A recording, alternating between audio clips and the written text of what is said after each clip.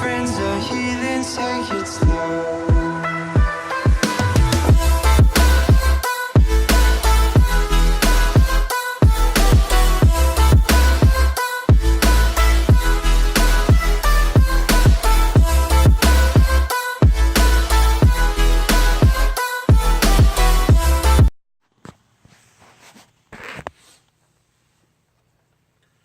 What's going on, everybody? So today I'm going to be putting the EZ30 back together. I kind of said that I would do a video on pulling the heads off and pulling the timing chain off, and I started to do that, and I had a couple of complications. Go figure. So the videos never got made, but I figured I would talk to you guys about it because some of the stuff is really cool. The pistons are actually really clean. Which is a nice discovery, and there goes some bolts, but no big deal.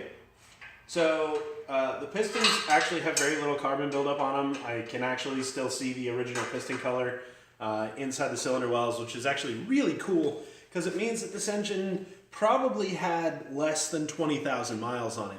Now, there's no way to know that the engine just wasn't rebuilt for some reason before I got the engine.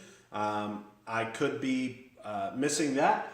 However, most of what I've seen on this engine shows that it's actually fairly low mileage, so that's really cool for me to find. It's really exciting because it means that there's probably not a whole lot wrong with the internals, and it means that when I go to put this engine in, it's probably just going to fire right up without any complications whatsoever at all.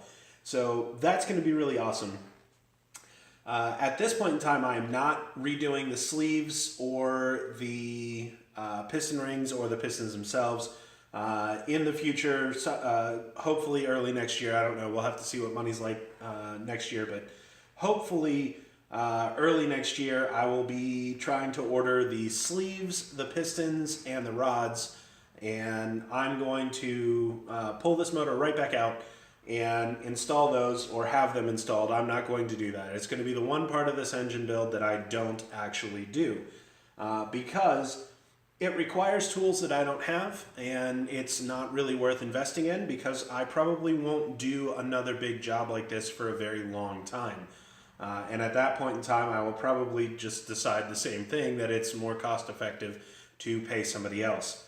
You know, going into not knowing how long it's going to be before I build another engine like this, I don't know how many times I'm going to have to move those tools or do whatever with them. It's not going to be worthwhile. It's a lot of stuff that I don't have, a lot of measurement devices and powered equipment that I don't find it worthwhile to invest in. So not doing that, going to actually have somebody else handle pulling the sleeves, rods, pistons, and crank. I'll actually tear the motor right back down to where it is right now, send the motor off.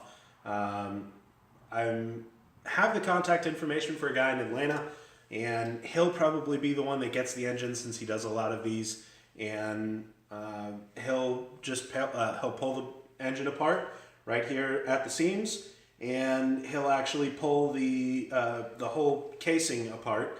The pistons, rods, sleeves, all of that will get replaced. Obviously rings and seals as well, and it'll go right back together, and I'll get it back just like this, and I'll put the engine back together, throw it in the car, and at that point in time I'll be actually ready to put power behind the engine. Right now what I'm doing, and why I'm not going ahead and doing all of that first, even though I thought I was going to, is because there are some fitment issues getting this engine into the car. Now, in theory, from all the research that I've done, I should be able to just drop this right into the current mounting locations inside the vehicle. However, these mounts right here will eventually break, they will snap, they will not hold up to being in that car. So, what I have found is that they will last quite a bit long enough for me to go ahead and get the engine in and run under stock power. Now, when I start putting boost behind it, that's usually when they start to break, or under an excessive period of time, they will also break then. However, I have a guy who's going to be making some mounts for me, and I found him on the internet, and the first thing that I thought was, you know, random guy on the internet. He's going to be making my motor mounts. I hope they work. But I spent a little bit of time, I did a little bit of research, and I found out something about him. This is a guy who builds cars for SEMA. He actually sent 2 cars to SEMA. I'm not going to say which ones because it's not appropriate for me to say that. However, I suddenly have zero trust issues with this guy's abilities, and I'm pretty sure that when he makes these mounts, he's going to make them to stand up for what I want.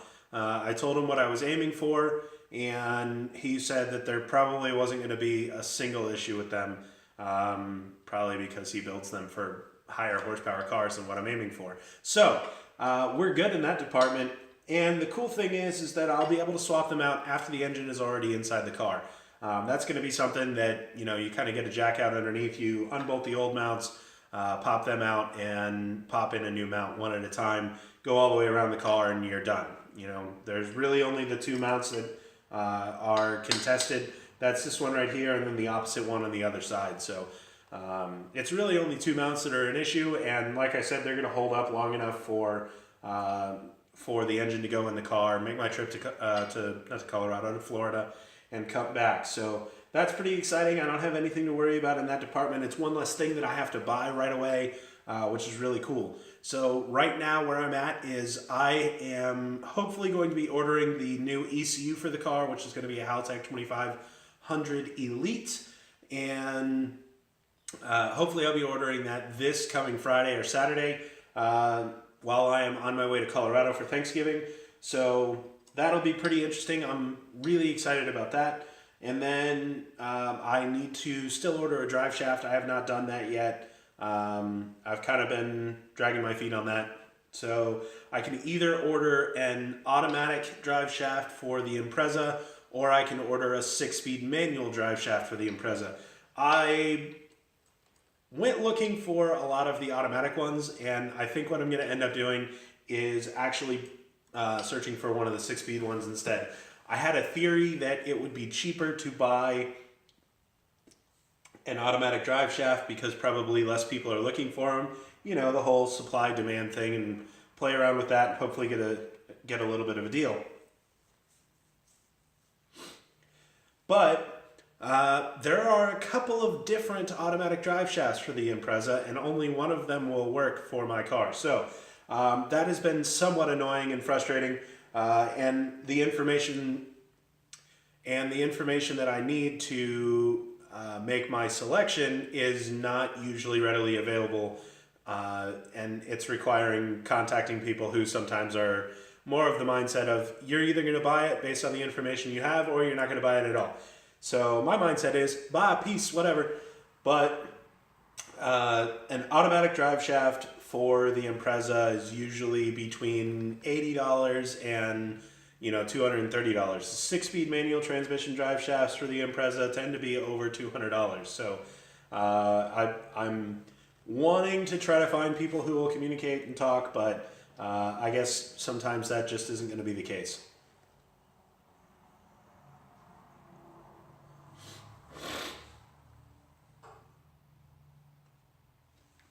But that said, all of that aside, I am going to be moving forward with the build today. I'm going to be cleaning up the pistons, so there is a little bit of carbon buildup on these pistons, which really is not that surprising. What I'm seeing is very low engine wear, and either the engine was running a little bit rich, which is fine, no big deal as far as the internal is concerned, or or it has a little bit more mileage on it than I think, which really isn't that big of a deal. My estimate is somewhere between 10,000 miles and 20,000 miles. So if the engine was running a little bit rich, it's closer to the 10,000 mile line. If the engine was not running rich and it's more of it's just been driven a little while, it's closer to the 20,000 line. I'm thinking it's probably closer to the 10,000 mile line. I have found some indication that what I believe happened is that the front driver's side, now keep in mind this is a JDM engine, it came out of a Japanese car in Japan, so driver's side is going to be on the right, But what I believe is that the the driver's side front wheel actually got ripped off the car. I have found a little bit of an indication that that was probably the effect or the action that killed the car, and why the engine and transmission got pulled out, and that's why I ended up with them. I am so terribly sorry to whoever it was that lost their car, because it was probably a really cool car. This engine and transmission, again, did come out of a Legacy Spec B, and I know that that was probably a fun car to have, but its legacy, for sure, is going to live on in my Impreza. So, thank you, whoever you were. I doubt you'll ever see this, because I'm speaking in English, and likely you're not. Or you're probably not caring, which would probably be my mindset, to be completely honest. However, this engine is going into the car. I'm going to focus on cleaning the pistons, cleaning the valves inside of the heads. They're underneath the table the camera is on right now. But I'm going to clean the pistons up, clean the valves up on the heads, and then I'm going to go ahead and get the heads mounted on the block today, and I'm going to hope to get as far as mounting the rear timing cover back onto the engine. If I don't, no real big deal. That's kind of more of my ambitious goal. However, Spencer is on his way down tonight, and I have no idea when I'm going to see him, but I am kind of excited. We had quite a lot of fun last night. We had our family Christmas party for my group, and so that was a lot of fun. I got to see Spencer and a bunch of other people last night, but Spencer and I are going to hang out again today because, well, he's in and I'm in yeah, fun. Anyways, so I will see you guys later. I'm gonna try to do a time lapse again, but like with the last one that I released, there's not really a whole lot of detail that I'm gonna be able to give you. It's just gonna be a whole lot of me working and you listening to Electus's music. But if you don't like Electus's music, you probably are not cool to begin with. So that's just your fault. I'm kidding. Electus makes great music, and that is not the type of mentality that he wants associated with his music. He's a really great guy, though, and you guys should definitely be checking out his music. That is Electus Official on Spotify and on YouTube and on Facebook. So, and just Electus on SoundCloud, I believe. You guys should definitely be checking out his music on whatever medium of music that you enjoy listening to. I'm going to get to work on this engine. I will see you guys later. Bye-bye.